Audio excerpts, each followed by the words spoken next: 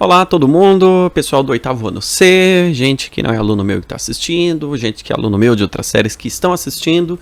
Bem-vindo a mais uma aula aqui no meu canal, a última aula voltada para o pessoal do oitavo ano. E a gente vai falar de um assunto que é bem difícil de ser abordado nas aulas de geografia. Não porque não seja legal, mas é porque o currículo do Estado de São Paulo joga esse assunto lá pro fim.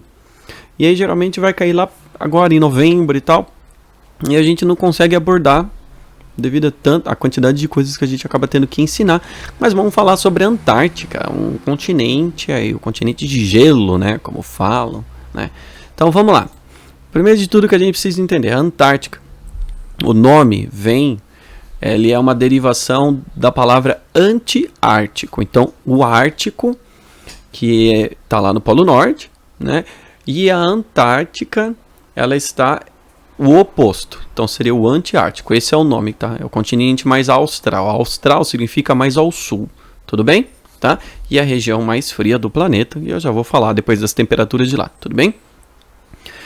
De acordo com as análises do gelo, né, que fazem, as camadas de gelo lá, elas apresentam mais de 3 milhões de anos, tudo bem? E a presença daquele gelo ali é extremamente importante para o sistema natural do planeta, tanto no Polo Norte quanto no Polo Sul, tá? Esse esfriamento na movimentação das águas, na movimentação do ar, na atmosfera, esses locais que fazem o resfriamento, e aí na linha do Equador, o aquecimento e assim vai, tá? É essa dinâmica do frio com o calor que ajuda na constituição da vida do planeta, uma das ajudas, tudo bem? Ele é o principal regulador térmico do planeta, então nosso planeta só não está pegando fogo atualmente porque ainda tem uma Antártida dando aquela segurada, né, dando aquela esfriadinha no clima, mas se não fosse ela, dificilmente já teria vida no nosso planeta devido ao calor, tudo bem? Além disso, é a maior reserva de gelo do planeta. Estima-se, né, que 90% de todo o gelo que existe no planeta está na Antártica ou Antártida, já vai falar disso, e que 70% da água doce do planeta está concentrado ali, né? Além de que existem outros recursos minerais e energéticos que são incalculáveis, né? A quantidade é tão grande que não se chega num consenso no valor, tá? Tudo bem, eu vou falar um pouco disso mais para frente, ok? Mas uma coisa antes de continuar que a gente precisa deixar claro, é Antártica ou Antártida? Porque é muito comum a gente ouvir as pessoas falando Antártida, tem gente falando Antártica. Gente, no Brasil, tanto faz. Você pode falar as duas formas e as duas formas estão corretíssimas, ok? Agora, em Portugal, o correto é Antártica, do jeito que eu escrevi aqui, com esse C mudo. Se você colocar em Portugal e escrever Antártida, eles vão mandar você corrigir. Tanto que aqui, por exemplo, se usa muito mais a palavra Antártida. Tanto que se você pegar no Google e digitar Antártica, ele vai aparecer lá. Você quis dizer Antártida, mas os resultados vão ser do mesmo lugar. Tudo bem? Mas também como existe uma marca de bebida alcoólica com o mesmo nome, basicamente, né? Então é muito comum ter essa confusão. Por isso que muitos livros e até muitos sites mesmo, né, preferem colocar o nome Antártida justamente para não ter uma confusão com a marca de bebida alcoólica, de cerveja. Tudo bem? Tá? Então, em algumas vezes durante a apresentação eu vou estar falando Antártica, eu vou estar falando Antártida, vai estar escrito 2, que é para a gente entender que a gente está falando do mesmo lugar. Tudo bem? Tá? E com essas fotos que eu estou colocando aqui durante a apresentação. Tá? Bom, continuando. Vamos falar então do clima, né? A Antártica, ou Antártida, ela é o local mais frio do planeta, tudo bem? Próximo do litoral, né, as temperaturas são mais amenas, né? Então, assim, a média é de menos 10 no verão e menos 40 graus Celsius no inverno. Então, é mais tranquilo, né? Mais gostosinho, o pessoal já pode até usar uma regata ali, né? No litoral, né? Agora, quando a gente vai para o interior do continente, aí a média é de menos 30 até menos 80. Então, assim, menos 30 no verão, 30 graus Celsius, né? A menos 80 graus Celsius no inverno. Muito frio. Tudo bem? É a brincadeira aí da regata, mas não, galera, não pode. Lá é frio geral mesmo. Seres humanos que vão para lá precisam estar devidamente vestidos com bom aquecimento, senão morrem congelados fácil. Tudo bem? Vamos falar então da fauna e flora desse continente, da Antártida.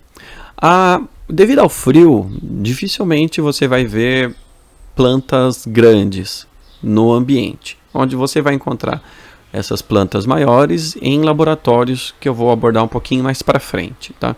Mas de forma geral, a fauna, né, e a flora, desculpa, que a gente encontra lá vai ser líquens, musgo, briófitas, algas, fungos, que eu vou mostrar a foto depois do que é, tá?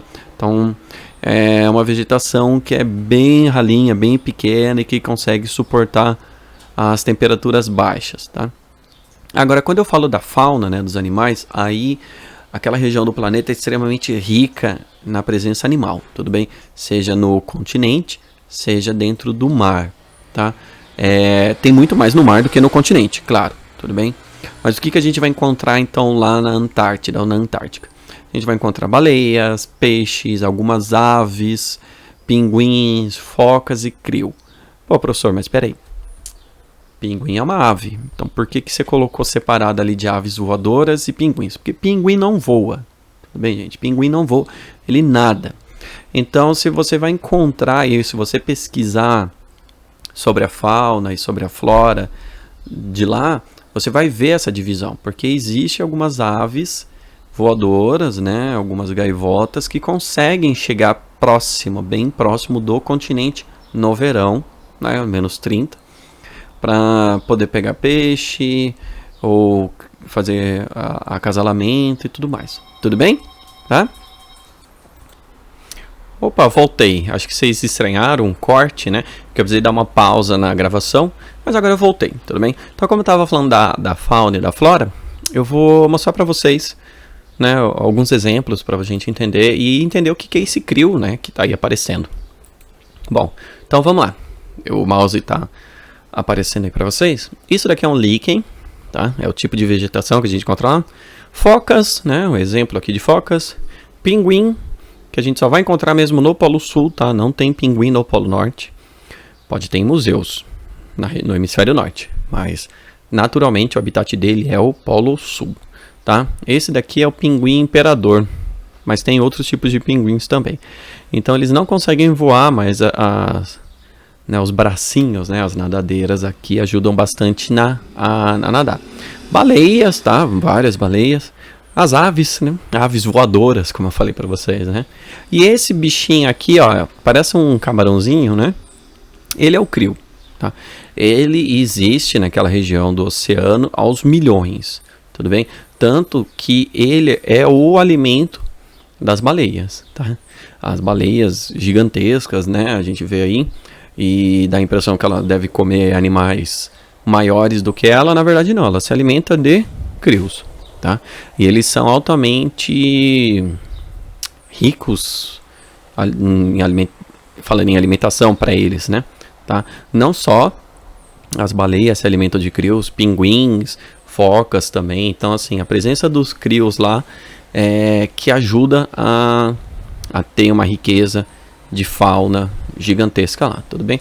Além, é claro, de algas e outros vegetais marinhos que existem lá, ok? Bom, continuando, demografia. É importante a gente saber que ninguém mora na Antártica ou na Antártida permanentemente. Não é para ter ninguém morando lá, tudo bem? Ainda mais porque as condições de vida lá, elas são extremas, tá? É importante a gente ter em mente que a Antártida é um deserto. Quando eu falo deserto, geralmente a gente pensa nos desertos quentes, né? A gente pensa no deserto do Saara, a gente pensa em areia. Mas o que define um deserto não é se ele é quente ou se ele é frio, mas sim a quantidade de chuva, a precipitação, tá? E tanto nos desertos quentes quanto nos desertos frios, a precipitação, chuva, é extremamente baixa. Também extremamente baixa, tá? No caso dos locais frios, a precipitação, a chuva, né, ela se dá na forma de neve, mas é uma precipitação, tudo bem? Bom, então não tem ninguém morando permanentemente lá, mas a gente tem várias estações de pesquisas, onde cientistas do mundo todo vão para fazer pesquisas por lá, tudo bem? Pesquisas do gelo, fazendo a medição de idade do gelo, ou de outros tipos de pesquisas por lá. Sobrevivência no frio, tá? Então lembra que eu falei para vocês que não dá para ter vegetação, árvores maiores do que líquens, né? Grandes vegetações na Antártica? Então, não dá. Porém, dentro dos centros de pesquisas, eles podem cultivar desde que isso esteja relacionado à pesquisa. E aquela vegetação ela não pode escapar, ela não pode sair do laboratório. Pô, professor, mas não vai resistir ao frio. Mas então, como são vegetações que estão sendo modificadas, que estão sendo pesquisadas, ela pode resistir ao frio e acabar mexendo em todo o ecossistema existente na Antártida. Então, é estritamente proibido e a galera lá leva extremamente a sério, tá? Isso, tudo bem? Eu vi uns dados mostrando que tem de 1.000 a 4.000 cientistas de todos os cantos do planeta por lá, vivendo nas estações. Eles não vivem nas estações o tempo todo, assim, tá? Geralmente há épocas, fica uma determinada época, volta para o continente, para os outros continentes, né? Em determinada época e assim vai. Aqui, nessa foto, eu estou mostrando para vocês uma estação de pesquisa dos Estados Unidos, chamada Estação Polo Sul Amundsen Scott, que foram os primeiros navegadores a chegarem na Antártida, né? E esse totemzinho que a gente está vendo aqui, ele é o Polo Sul Magnético, tá? Então é esse local aqui, né, que as bússolas apontam, quando apontam para o sul, ela aponta para esse ponto aqui. O totem é uma representação física da parada, tudo bem? Mas é para lá que é apontado, tá? Para quem quiser ir pesquisar, porque me veio na cabeça agora, enquanto eu explicava, tudo bem? Tinha um programa de humor aqui no Brasil, chamado Cacete Planeta, e tem um episódio em que eles vão para lá, né? Vão numa estação de pesquisa brasileira, eles conseguem autorização para ir para gravar, né, o programa humorístico deles, e aí tem uma parte que eles falam que eles iam dar a volta mais rápida no planeta, e aí eles só giram ao redor aqui desse símbolo, tudo bem? Obviamente é uma piada, eles não estão dando volta no planeta, mas é uma representação da questão, entendeu? Que dá a volta ali, você estaria dando volta 360 no planeta todo, tudo bem? Bom, continuando, né? Como a Antártida não tem, ou Antártica não tem população oficial, permanente, ela também não tem governo, tá? Então é um comum acordo entre todos os países que a Antártida ou Antártica, ela não pertence a nenhum país e ela não tem nenhum governo, ou seja, não há um governo central regendo as coisas que acontecem na Antártida. Eu vou falando os dois que é mais fácil, né? Porém, se precisar ser feito algumas coisas, essas coisas precisam ser decididas junto, em conselhos. Geralmente é na ONU que se faz esse conselho, tá? Esse daqui é o símbolo oficial, né, utilizado, né, para a Antártida. Porém, apesar de não ter um governo oficial e não pertencer ela inteira a algum país, vários outros reivindicam, falam que tem um pedacinho ali que pertence a eles. Porém, ninguém reconhece, tá? Então é assim, ninguém reconhece, se ninguém reconhece, então não é de ninguém. E continua-se assim, tá? Continua-se assim, ninguém vai tomar a Antártica ou a Antártida à força, tudo bem? Por quê? Em 1959 foi feito o Tratado da Antártida, em que ele basicamente é uma série de regras, direitos e medidas de como tem que ser a exploração da Antártida, tudo bem? E aí tem o primeiro artigo está dividido em duas partes, que fala que a Antártida ela só vai ser utilizada para fins pacíficos, tudo bem?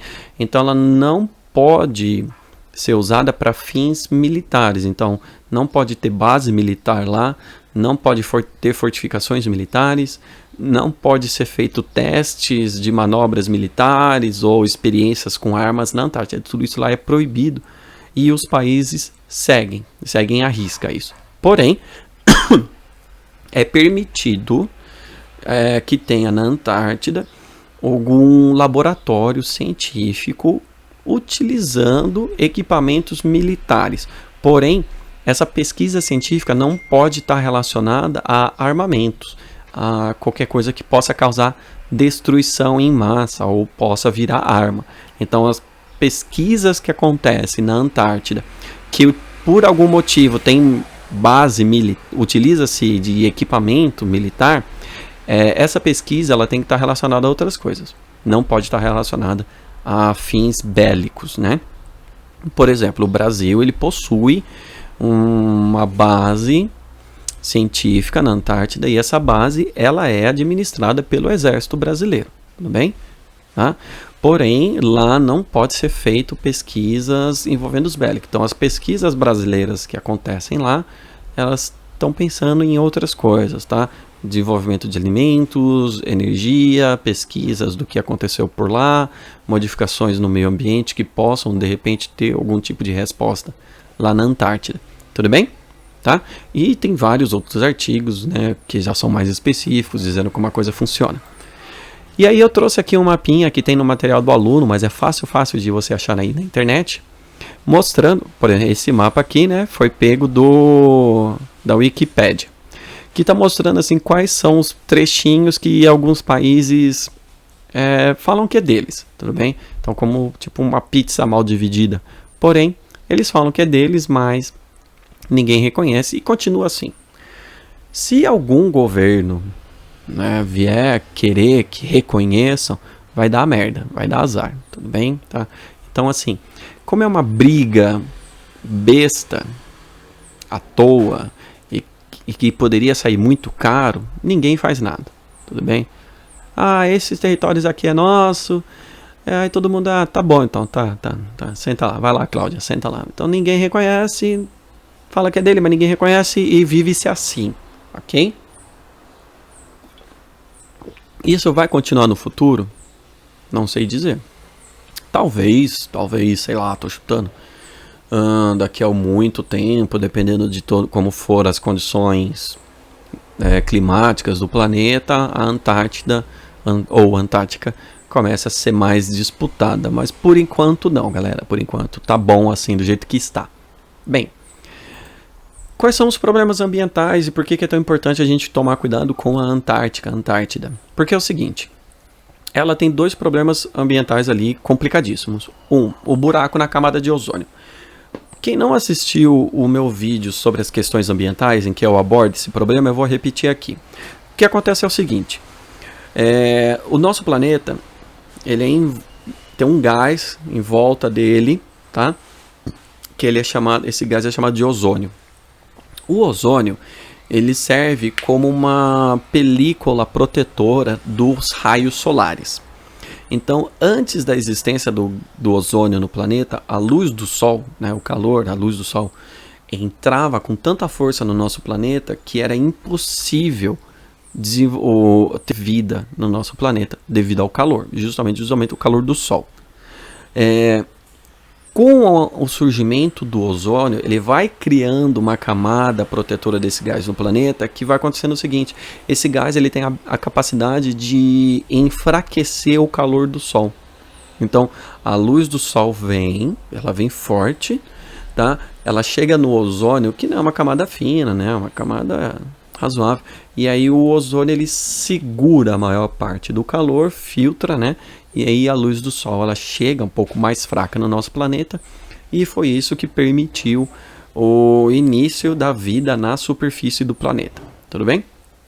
Mas há um gás que nós utilizamos bastante, né, chamado CFC, clorofluorcarbono, muito presente em geladeiras e em desodorantes, né, que esse gás ele tem a habilidade de desmanchar o ozônio. Ele simplesmente quebra, o gás deixa de existir, tudo bem, quando pega lá as moléculas.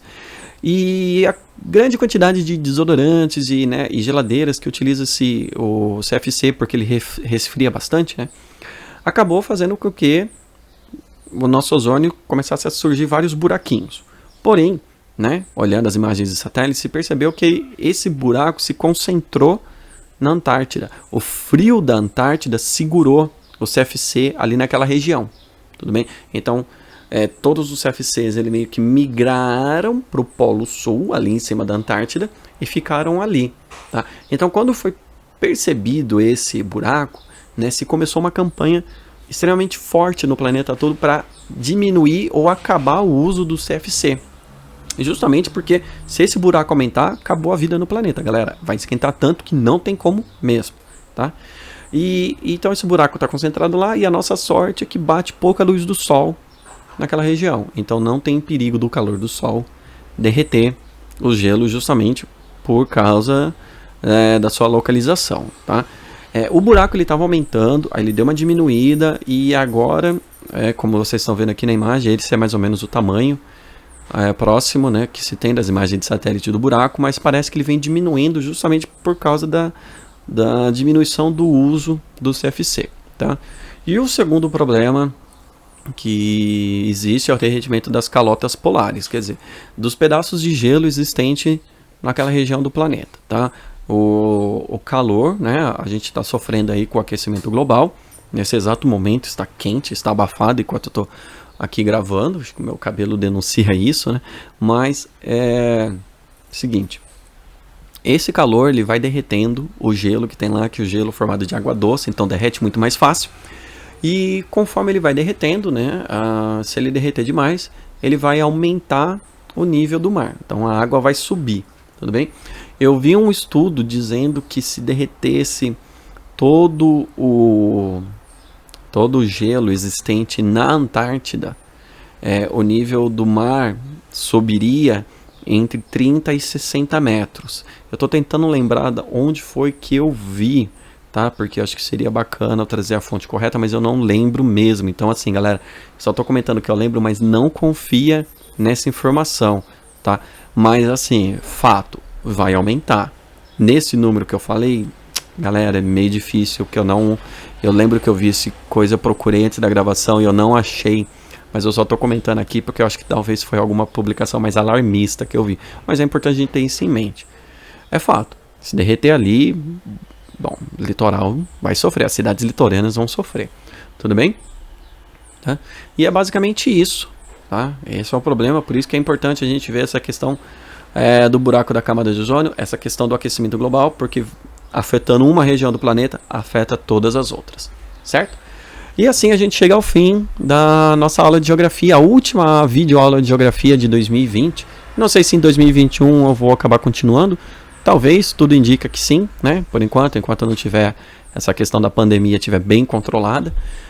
Agradeço a todo mundo que assistiu, vocês vão ver aí, tem um outro vídeo também, que eu estou fazendo os mesmos agradecimentos, mas vai que você assistiu um, não assistiu outro, assim. Agradeço mesmo de coração a todo mundo que assinou o canal, que está deixando comentário, né, que está assistindo.